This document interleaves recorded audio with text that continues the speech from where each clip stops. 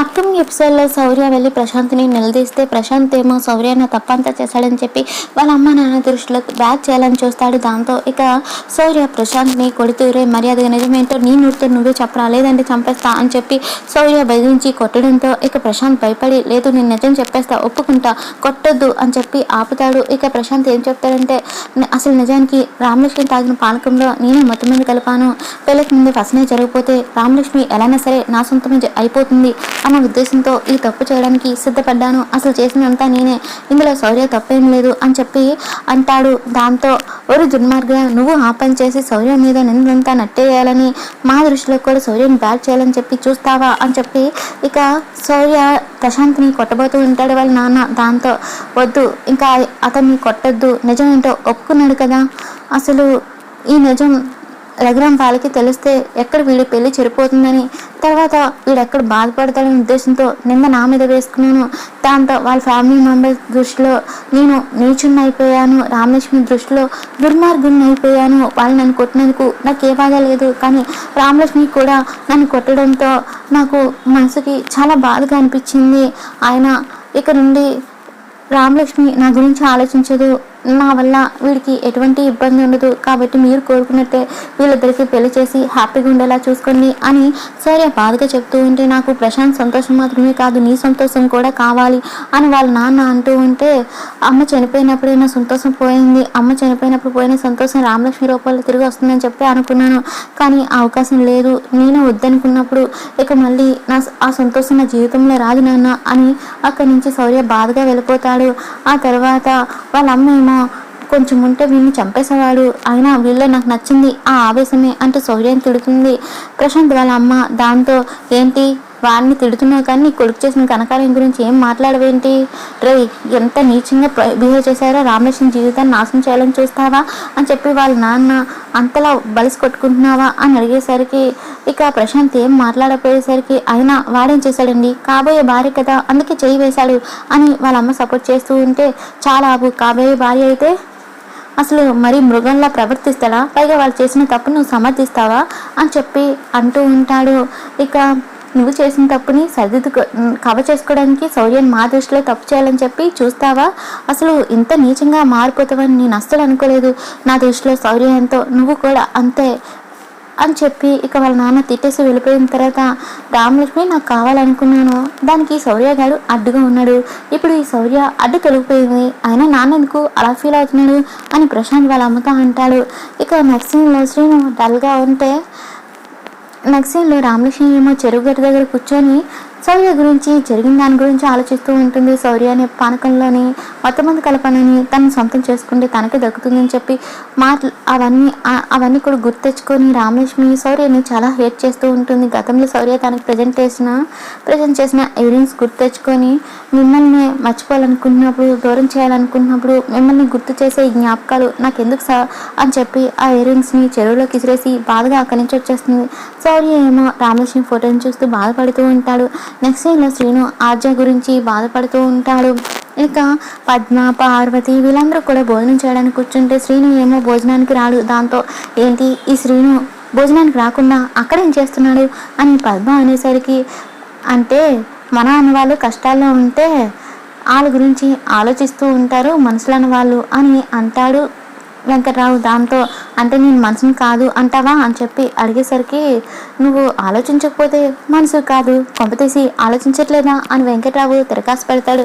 దాంతో పార్వతి ఏమో నేను వెళ్ళి శ్రీని తీసుకుని వస్తా అని చెప్పి అంటుంటే నువ్వెందుకు నేను వెళ్ళి తీసుకొస్తా అని చెప్పి చారు శ్రీను గదిలోకి వెళ్తుంది. శ్రీని ఏమో బాధగా ఉంటే బాబా అందరూ భోజనాల దగ్గర కూర్చుంటే నువ్వేంటి ఇంట్లో ఉన్నావు రా భోజనం చేదుగానే అని అనేసరికి నాకు ఆకలిగా లేచారు నువ్వు వెళ్ళు అని శ్రీను అనేసరికి ఆకలిగా లేకపోవడం ఏంటి రా బాబా అని చెప్పి చారు అంటుంటే నేను రానని చెప్పాను కదా నువ్వు వెళ్ళు అని చెప్పి శ్రీను అనేసరికి నువ్వు ఇప్పుడు రాలేదనుకో నేను వెళ్తావు, తర్వాత అత్తయ్య వస్తుంది, తర్వాత మామయ్య వస్తారు, అందరూ వస్తారు, అవసరమా వాళ్ళందరూ వచ్చే బదులు నువ్వే వచ్చే బాబా అని చెప్పి చారు అనడంతో శ్రీను అక్కడికి వస్తాడు. రాగానే పద్దు ఏమో ఏంటి భోజనం చేయడం మానేసి రూమ్లో కూర్చుని ఉన్నావేంట్రా శ్రీను అని చెప్పి అడిగేసరికి ఆజకి అక్కడ అలా ఉంటే నేను అలా ఇక్కడ భోజనం చేస్తానమ్మా అని చెప్పి శ్రీను అనడంతో ఏంటి అక్కడ ఆజ చేస్తుందని చెప్పి నువ్వు ఇక్కడ తిండి తిప్పలు లేకుండా ఉంటావా అని చెప్పి చారు అనేసరికి శ్రీను కోపంగా చూసేసరికి ఆజయ్ కోసం నువ్వు తిండి తిప్పలు మానేసి ఉండడం ఏంటి బావా అందుకే అలా అన్నానని చెప్పి చారు అనేసరికి ఆయన ఆజయ్ కోసం నువ్వు ఆకలితో ఉండడం ఏంట్రా ఇంకా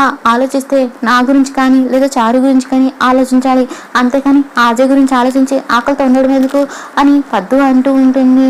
అంటే ఇప్పుడు నా మనసులో ఏముంది, నేను ఎంత బాధపడుతున్నాను, నేను ఎలా ఉన్నాను అన్న దానికన్నా నేను ఇక్కడ భోజనం చేయడం మాత్రమే కదా నీకు కావాలమ్మా అని చెప్పి శ్రీను ప్లేట్లో అన్నం పెట్టుకొని కారం డబ్బా తీసుకొని వేసుకోబోతూ ఉంటే రే అది కారండా తింటే మండుతుంది అని చెప్పి అందరూ అంటూ ఉంటారు. నా గుండెల్లో మంట తగ్గాలి అంటే ఈ మంట తినాల్సిందే అని చెప్పి శ్రీను కారం కలుపుకొని అన్నం తింటూ ఉంటే అది చూసి చారు ఏమో ఆజయ్ మీద ప్రేమతోనే కదా బావ ఇదంతా చేస్తున్నావు, నీకు మాత్రమే ఆజయ్ మీద ప్రేమ ఉందా, నాకు కూడా నీ మీద ప్రేమ ఉంది, నేను కూడా ఈ కారం కలుపుకొని అన్నం తింటా, నీ మీద ప్రేమని నిరూపించుకుంటా అని చెప్పి చారు అనేసరికి అయితే చారు శ్రీను మీద నీ ప్రేమను నిరూపించుకోవడానికి ఆ కారం కలిపిన అన్నం తిను అని చెప్పి పద్దు అనడంతో నేనేదో సరదాగా అంటే నన్నేంటి ఇరికిచ్చేస్తున్నారు అని పార్వతి అంటుంది. చారు నీ ప్రేమను నిరూపించుకోవాలంటే నువ్వు ఈ కారం కలిపిన అన్నం తినాల్సిందే అని అనేసరికి ఇక చారు ఏమో సరే అని చెప్పి ఇక కారం కలిపిన అన్నాన్ని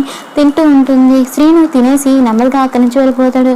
చారు మాత్రం తినేసి నోరు కదపకుండా అలా మౌనంగా ఉంటుంది. దాంతో చారు అని చెప్పి పిలుస్తూ ఉంటారు. చారు అక్కడి నుంచి పైకి లేసి 1 2 3 లెక్కెట్టుకుంటూ అటు ఇటు తిరుగుతూ ఉంటుంది. మండుతున్నట్టుంది పాపం అని వెంకట్రావు అనుకుంటాడు. చారు ఏం మాట్లాడపోయేసరికి అందరూ చారు చారు అని పిలుస్తుంటే చారు కళ్ళల్లో నీళ్ళు వస్తూ ఉంటే మబ్బుల చాట ఉన్న చినుకుల్లాగా అలా కన్నీళ్ళు వస్తూ ఉన్నాయి. మండుతుందేమో చారు వాటర్ కావాలా అని అడిగేసరికి చారు గోల గోల చేస్తుంది వాటర్ కావాలని చెప్పి. ఇక వాటర్ కోసం చూస్తే అక్కడ వాటర్ ఉండదు. దాంతో చారు ఏడుస్తూ ఉంటుంది.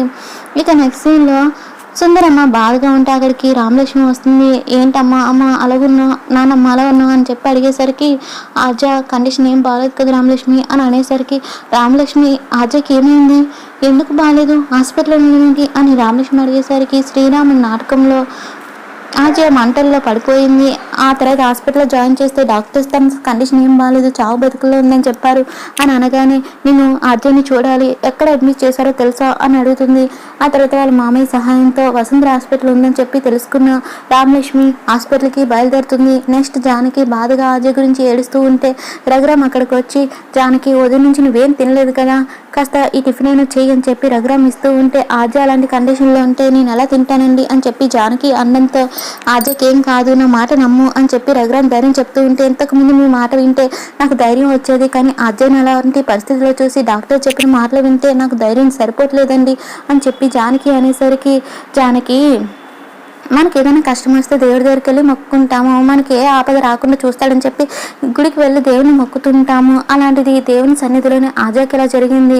అలా జరిగినప్పుడు ఆజయ్ ప్రాణాలు కనుక పోతే ఆ దేవుని మీద నమ్మకం మనకు పోతుంది కాబట్టి దేవుడు ఆజయ్ని తిరిగి మనకి ఇస్తాడు, ఆజయ్కి ఏం కాదు నన్ను నమ్ము అని రఘురామ్ ధైర్యం చెప్తూ ఉంటాడు. అప్పుడే అక్కడికి వచ్చిన రామలక్ష్మి ఆజయ్కి ఎలా ఉంది అని చెప్పి అడుగుతుంటే ఆజయ్ పరిస్థితి ఏం బాలో అంతలా ఏమైంది ఆజయ్కి అని చెప్పి రామలక్ష్మి అడుగుతూ ఉంటుంది. డాక్టర్స్ ఆజయ్ కండిషన్ ఏం బాలేదని చెప్పారు రామలక్ష్మి అని చెప్పి రఘురామ్ అంటాడు. ఇక రఘురామ్ని టాబ్లెట్స్ తీసుకురమ్మంటూ అక్కడి నుంచి వెళ్ళిపోతారు. ఇక జానకి ఏమో గతంలో వాళ్ళ చెల్లి తన దగ్గర మాట తీసుకున్న విషయం గుర్తొస్తూ ఉంటుంది. జానకి ఆజయ్ నీ కంటికి రెప్పలా ఏ కష్టం రాకుండా చూసుకున్నా అని చెప్పి నా చెల్లెలకు మాట ఇచ్చి ఇక్కడ తీసుకుని వచ్చాను, కానీ వచ్చిన దగ్గర నుంచి ఆజయ్ నా ప్రమేయం లేకుండా ఎన్నో కష్టాలు పడ్డది, మన కోసం మన కుటుంబం కోసం నీ కోసం ఎన్నో కష్టాలు పడ్డది, తను ఎలా ఉన్నా సరే ఇంట్లో వాళ్ళందరూ సంతోషంగా ఉండాలని కోరుకుంది, శ్రీని ప్రాణంగా ప్రేమించింది, పెళ్లి చేసుకోవాలనుకుంది కానీ పెళ్లి చేసుకోలేకపోయింది, కనీసం నీ ప్రేమైనా గెలవాలని చెప్పి నాతో నీ ప్రేమ గురించి చెప్పించి ఒప్పించి మీ నాన్నతో మాట్లాడనని చెప్పినా సరే మీ నాన్నతో మాట్లాడేలా చేసింది, కానీ ఇప్పుడు తను చావు బతుకులో ఉంది. అలా చావు బతుకులు ఉన్నా సరే నేనేం చేయలేకపోతున్నాను, నీ ప్రేమ విషయమైనా సరే మీ నాన్నతో గుళ్ళో మాట్లాడదామంటే అంతలోనే ఇలా జరిగిపోయిందని చెప్పి జానకి అంటూ ఉంటే రామలక్ష్మి ఏమో బాధపడుతూ నా ప్రేమ గురించి నాన్నతో మాట్లాడవలసిన అవసరం నీకు లేదమ్మా అని చెప్పి రామలక్ష్మి అంటూ ఉంటే మా కోసం నీ సంతోషాన్ని త్యాగం చేస్తావా రామా అని చెప్పి అంటూ ఉంటే చెప్పేది వినమ్మా, ఇక నాన్నతో సౌర్య సార్ గురించి నా పెళ్లి గురించి మాట్లాడాల్సిన అవసరం లేదని చెప్పి రామలక్ష్మి సీరియస్గా చెప్తుంది.